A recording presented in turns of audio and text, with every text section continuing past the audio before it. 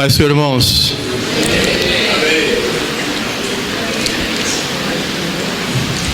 Evangelho que escreveu João, capítulo 6.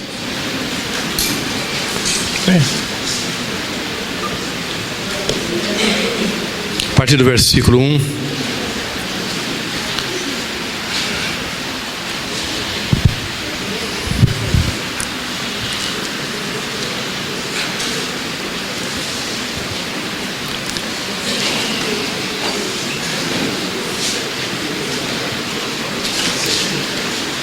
Amém. Quem puder ficar em pé, em reverência à palavra.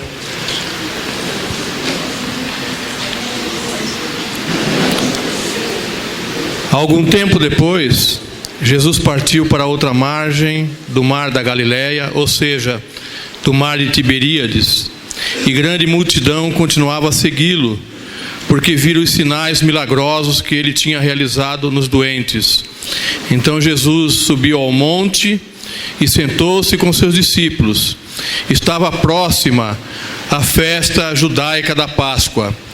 Levantando os olhos e vendo uma grande multidão que se aproximava, Jesus disse a Filipe: onde compraremos pão para esse povo comer? Fez essa pergunta apenas para pô-lo à prova, pois já tinha em mente o que ia fazer. Filipe lhe respondeu: 200 denários não comprariam pão suficiente para que cada um recebesse um pedaço. Outro discípulo, André, irmão de Simão Pedro, tomou a palavra: aqui está um rapaz com 5 pães de cevada e 2 peixinhos. Mas o que é isso para tanta gente? Disse Jesus: mande o povo assentar-se. Havia muita grama naquele lugar e todos se assentaram. Eram cerca de 5.000 homens. Então Jesus tomou os pães, deu graças e o repartiu entre os que estavam assentados, tanto quanto queriam, e fez o mesmo com os peixes. Depois que todos receberam o suficiente para comer, disse aos seus discípulos: ajuntem os pedaços que sobraram, que nada seja desperdiçado. Então eles os ajuntaram e encheram 12 cestos com os pedaços dos 5 pães de cevada deixados por aqueles que tinham comido. Amém? Pode sentar, irmãos.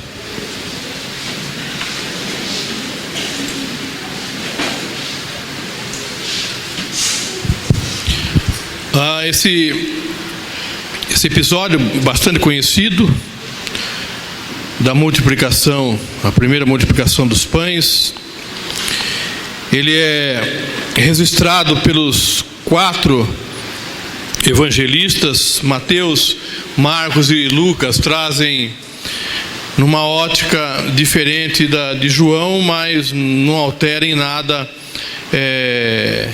a bênção, o conteúdo desse milagre. Mas eu não queria focar no milagre em si, mas o que Jesus, creio, quer nos ensinar através desse episódio. Mateus, ele informa que, esse fato narrado em Mateus informa que antes desse milagre acontecer, ou ser realizado, acontece a morte, a decapitação de João Batista. E os discípulos sepultam João Batista e chegam até Jesus. Eles tinham acabado de chegar também daquela missão aonde Jesus havia enviado 70, e eles narram isso, narram o resultado dessa missão e narram o que havia acontecido com João Batista.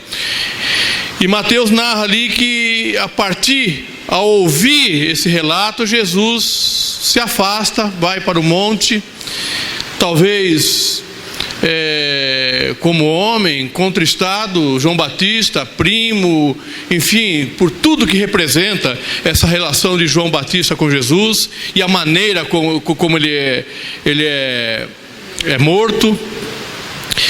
E diz que uma grande multidão o seguia. Uma grande multidão foi atrás, e analisando os quatro evangelhos, nós vemos que essa multidão, Jesus sentou com eles e ministrou e ensinou e curou doentes ali, e o tempo se estende, o tempo estendeu, até que Jesus percebe que pelo tempo estendido, pelo tempo que passaram ali, provavelmente esse pessoal não se alimentaram, estavam com fome, e surge ali essa preocupação de Jesus com essa situação surgida.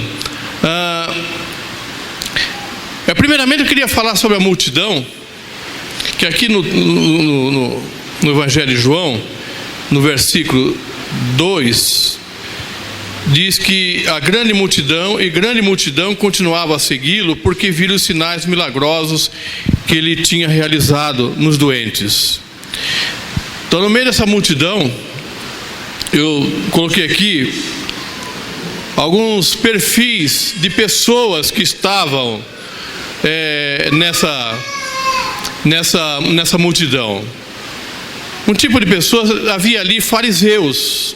No meio dessa multidão tinha fariseus que estavam ali com o objetivo: encontrar alguma falha em Jesus a fim de acusá-lo. O segundo perfil, haviam religiosos preconceituosos e que se opunham à pregação e ao ministério de Jesus. Terceiro, havia ali materialistas, pessoas focadas unicamente em cura, em libertação, em receber a bênção, em coisas materiais. Haviam ali também pessoas que gostavam de ouvir as palavras sábias do Mestre. Havia ali pessoas incrédulas que estavam ali buscando sinais, alguma operação de Jesus para que pudesse crer. Necessitavam de sinais para que crescem. Havia pessoas vazias, famintas do verdadeiro alimento que sustenta o corpo, a palavra de Deus. E finalmente havia ali também verdadeiros adoradores, que serviam a Jesus com sinceridade e com verdade. E aí agora fica ao critério nosso de saber em que grupo nós estamos, a que grupo nós pertencemos nesses narrados aqui. Aprendemos aqui no texto que Jesus, ele tem o controle de tudo. Tudo está sob o controle de Jesus. Nós ficamos muitas vezes preocupados com conquistar alguma coisa, receber alguma coisa, esperamos, a ansiedade nos bate, e quando a ansiedade nos bate, nós temos a tendência em colocar os pés pelas mãos, fazer por nossa conta própria. Mas a verdade é que Jesus, ele tem o controle de tudo e ele não necessita da nossa participação. Ele não necessita da nossa ajuda para realizar alguma coisa. Aqui diz assim que Jesus, levantando os olhos, versículo 5, e vendo uma grande multidão que se aproximava, Jesus disse a Filipe: onde compraremos pão para esse povo comer? Ou seja, antes mesmo de nós precisarmos de alguma coisa, Jesus está ciente da necessidade que temos, e Ele se preocupa com ela. Talvez nós viemos para cá hoje com algum tipo de necessidade, nós viemos para cá hoje com algum tipo de aflição, e estamos preocupados com isso.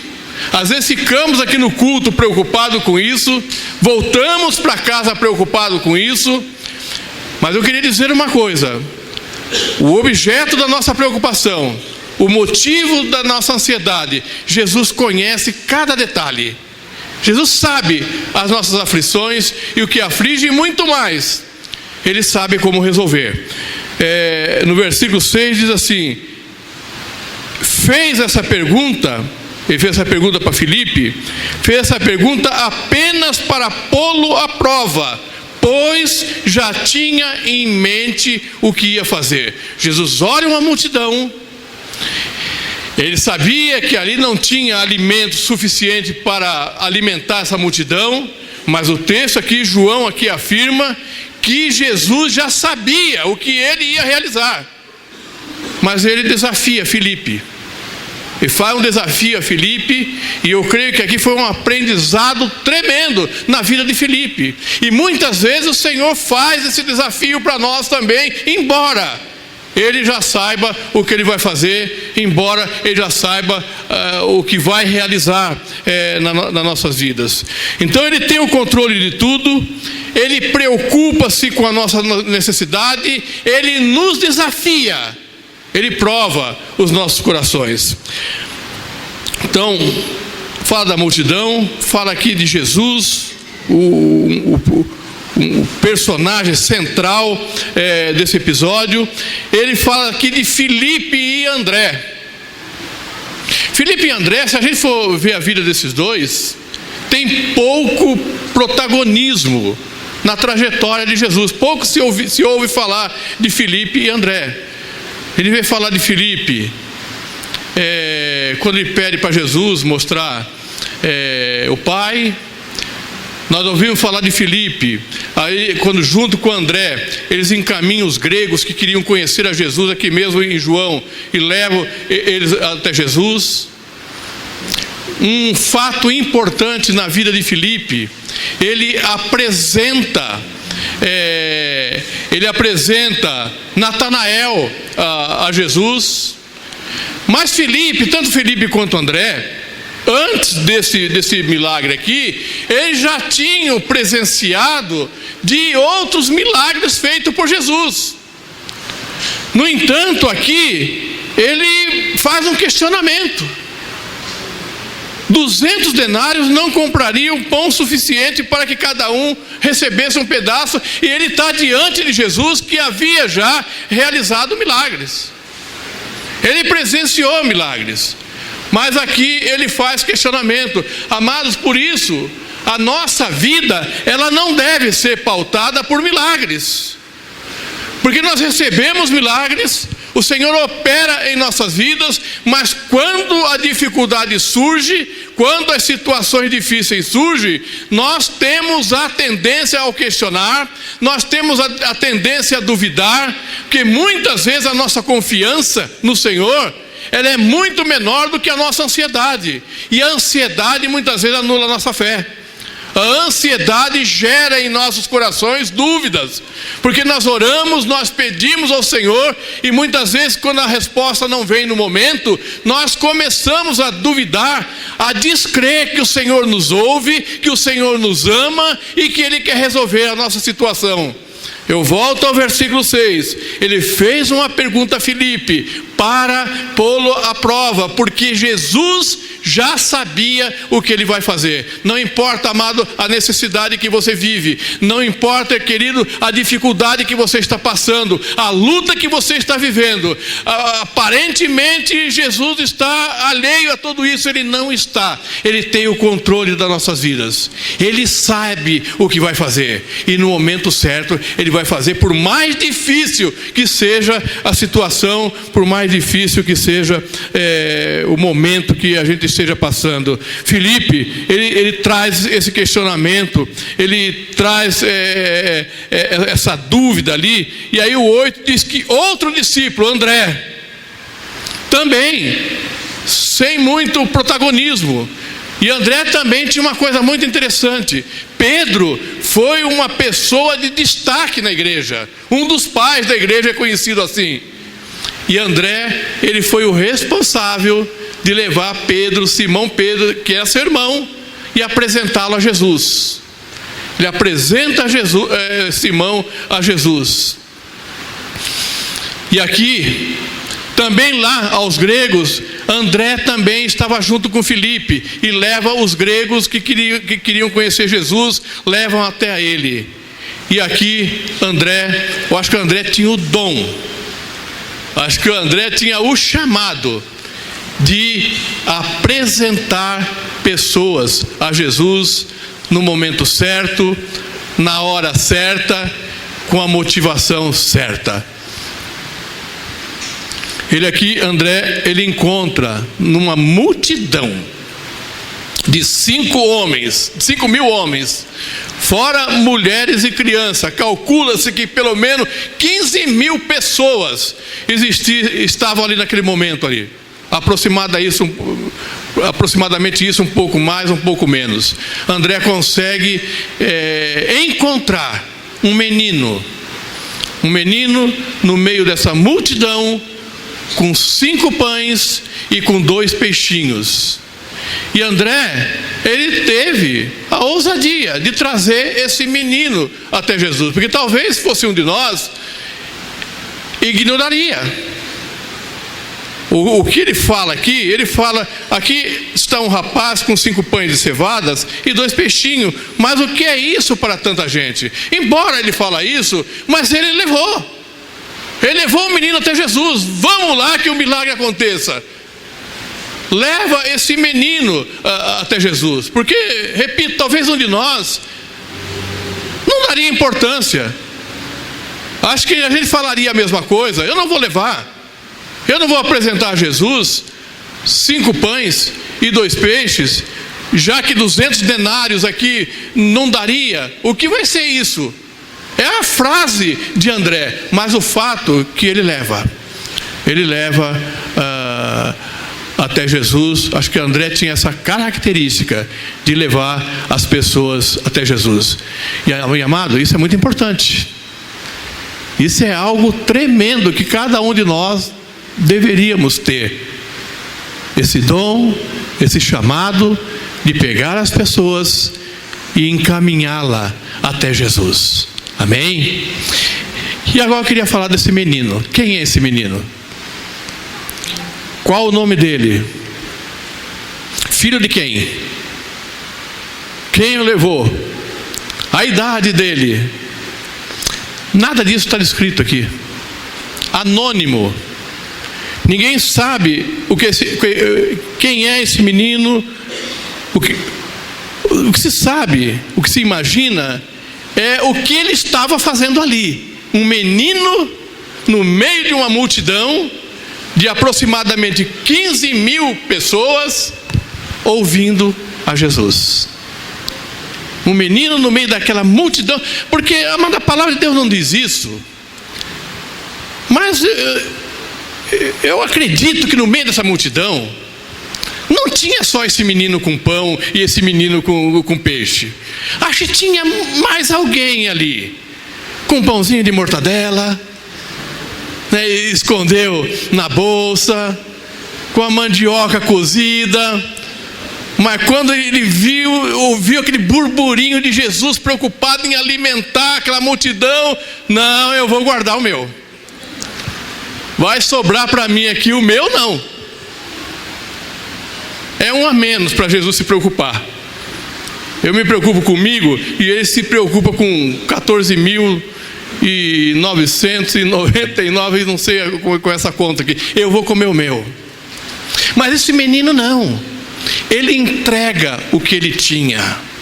E eu aprendo com isso que a palavra que Jesus estava ministrando ali entrou no coração desse menino de forma poderosa, que quando ele viu ali Jesus, o diálogo de Jesus com Filipe, com André, ele fala, não, eu vou entregar os meus pães e vou entregar os meus peixes para Jesus.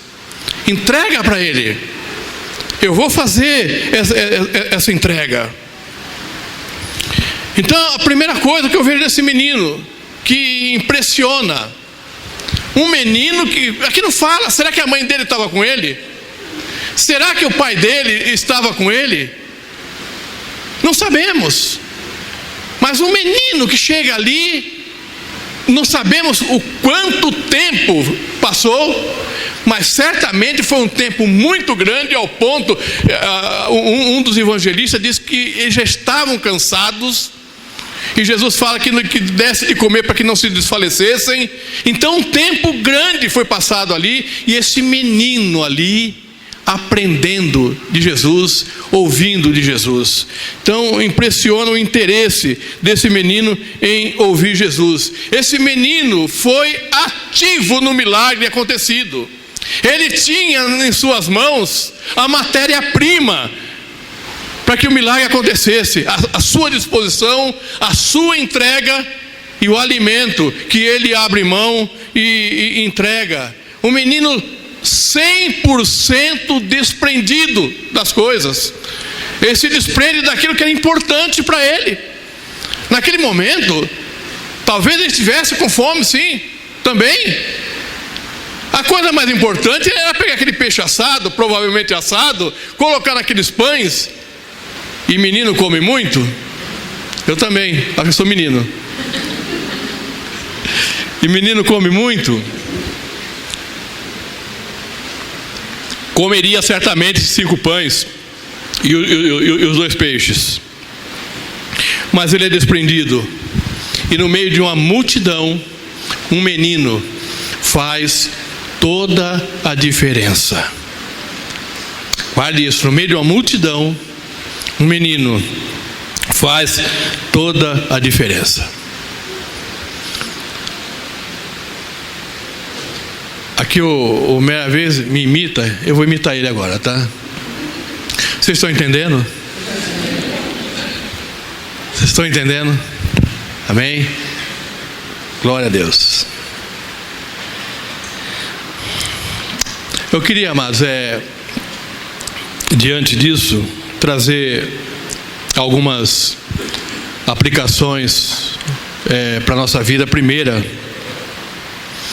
não siga a multidão. Não fique impressionado com a multidão. Como nós lemos no começo, no meio da multidão tem fariseus, tem opositores de Jesus, tudo junto. Tem pessoas focadas unicamente em bênção e em cura. Tem pessoas que acham agradável. Você não viu pessoas assim? Ai, como eu gosto daquela igreja, né? Eu vou lá, eu sinto uma paz, né?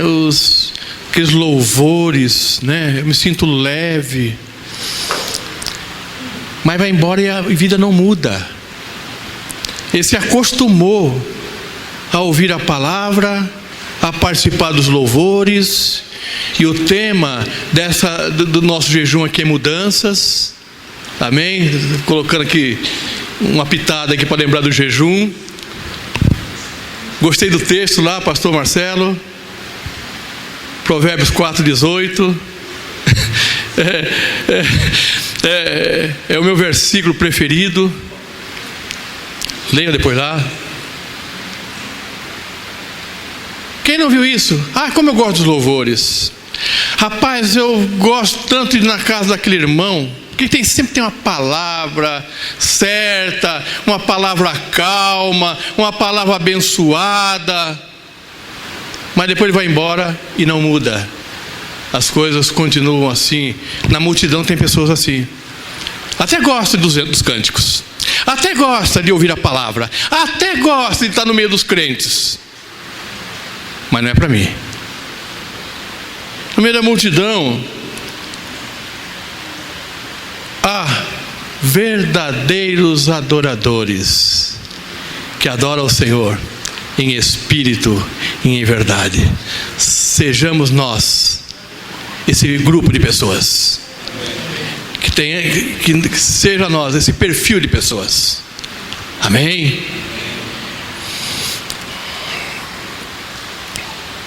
Siga o Senhor, portanto, com a motivação correta. Por que você serve ao Senhor? Pela bênção que Ele pode dar.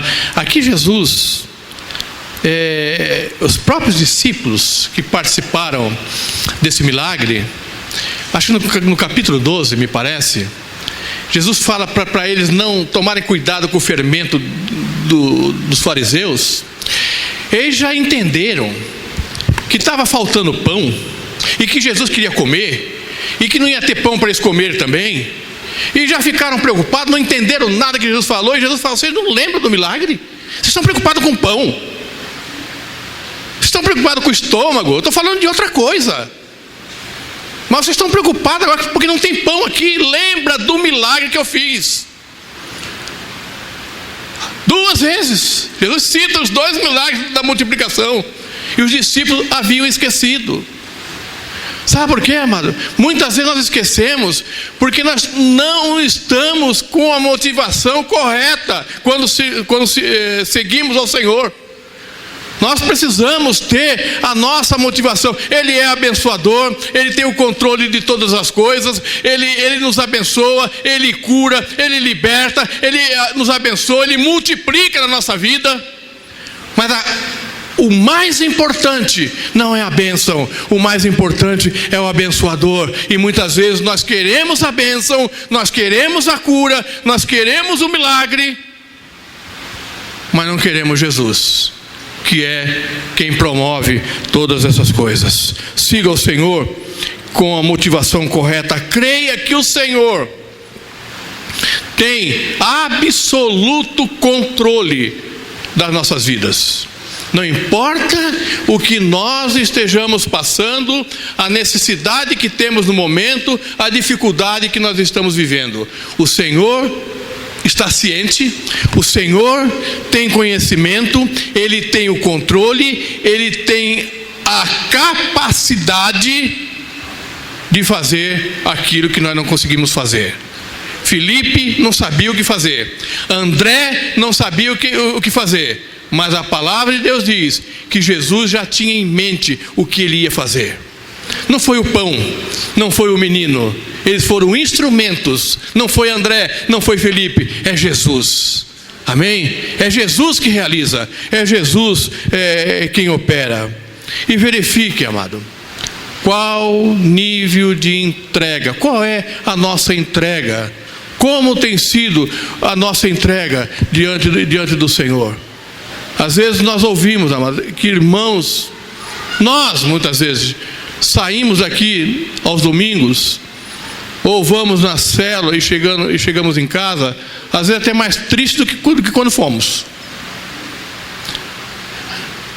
Às vezes chegamos mais vazios do que chegamos aqui, porque muitas vezes a gente vem para o culto, mas não estamos dispostos a nos entregar integralmente no culto, e por isso saímos daqui questionando, e por isso saímos daqui com dúvida, por isso saímos daqui com reclamação e vazios. Não nos alimentamos. A gente fica muito feliz, amado, quando a gente está ministrando, a gente vê pessoas com um caderno, com uma caneta, anotando.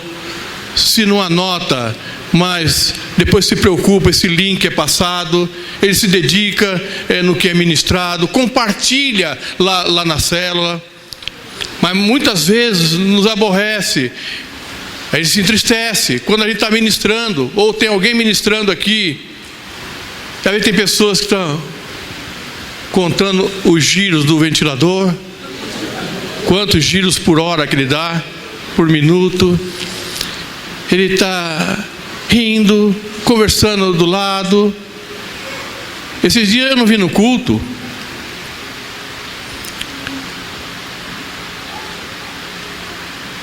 Eu vou falar. E no horário do culto, eu vi gente mandando mensagem no WhatsApp, e estava aqui. Eu vi a mensagem. Infelizmente eu não marquei a hora, se era na hora da palavra, mas era no momento do culto. E às vezes nós saímos aqui, amado, nós não nos entregamos. Às vezes na hora do louvor nós estamos assim, ó,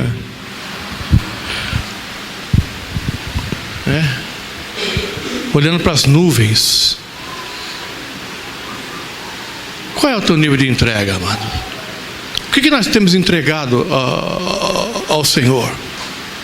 Sabe que muitas vezes, amado, nós não prosperamos lá no trabalho porque nós não nos entregamos como deveríamos naquilo que nós estamos sendo pagos para fazer. Nós trabalhamos e fazemos de qualquer jeito. Até batemos o cartão na entrada, na saída, mas passou ali durante o dia, foi embora, não acrescentou nada e não recebemos. Amado, o nosso nível de entrega determina o agir de Deus nas nossas vidas. Não que Ele precise disso, mas Ele quer a nossa participação. O Senhor quer fazer milagre. O Senhor quer fazer coisas extraordinárias na nossa vida. Tem um programa aí que diz pequenas empresas, grandes negócios, né? Pequenos gestos, coisas extraordinárias o Senhor irá fazer. Amém? Pequenas atitudes que tomamos diante de Deus, e o Senhor fará coisas preciosas, extraordinárias. Entrega teu caminho ao Senhor, confia nele e Ele tudo fará. Salmo 37:5. Entrega teu caminho ao Senhor. Um menino que ninguém sabe quem é, um menino que não tinha o nome, dependendo da idade desse menino, ele não foi nem contado entre os 5.000. Lá fala 5.000 homens, fora mulheres e crianças. Talvez ele estava incluso nas crianças. Nem contado foi, mas ele fez toda a diferença nessa multidão. Quantos pães você tem, querido? Quantos peixes? Eu não entrego porque eu não tenho nada para entregar. Tem alguma coisa para entregar, sim. Eu repito que André e Felipe aqui, pouco se ouve falar nele. Estava aqui protagonizando aqui esse momento aqui. Esse menino, ninguém sabe quem é, mas ele foi a matéria-prima que o Senhor usou para realizar um milagre tão tremendo quanto esse, que todo mundo conhece e já ouviu falar. Eu não sou pastor, eu não tenho dom para esse ministério, eu não tenho dom para ser diácono, eu não sei pregar. Você sabe fazer uma visita, você sabe orar, você tem ouvido que pode ouvir alguém, você pode abraçar uma pessoa, você pode se entregar de forma poderosa como marido no seu lar em relação à sua esposa, e vice-versa.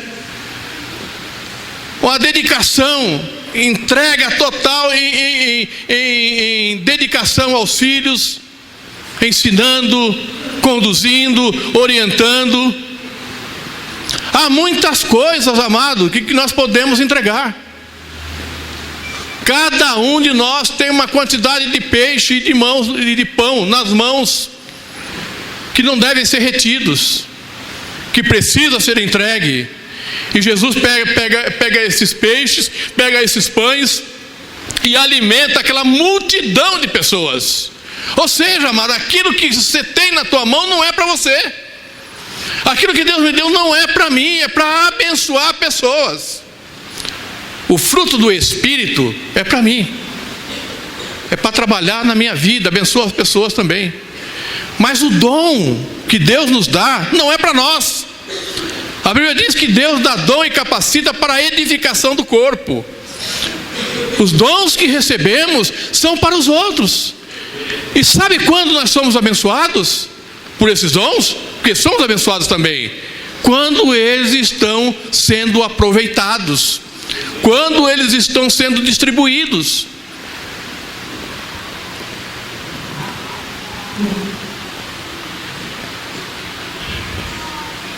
E finalizando, amados, Jesus vai operar. Amém? Sempre opera. Sempre. Ele não precisa da nossa participação, mas Ele quer você como parceiro. Ele nos quer como parceiro. Ele quer a nossa participação. Se você entregar aquilo que Jesus tem te dado, entregar sem reservas. O pastor falou sobre o dízimo aqui. Às vezes, não, eu fui dizimista, sou dizimista. Mas não entregamos parte. Nós queremos administrar. É entrega total. Esse garoto pegou os 2 peixes e os 5 pães. É o que ele tinha. Está aqui, ó. Entrega para Jesus. Entrega para Jesus. Outra coisa, amado. Jesus, a palavra de Deus é pródiga do agir de Deus com pequenas coisas. Não fique preocupado com grandes coisas. Um punhado de farinha, um pouquinho de azeite, alimentou uma família. O profeta e a família, porque foi multiplicado.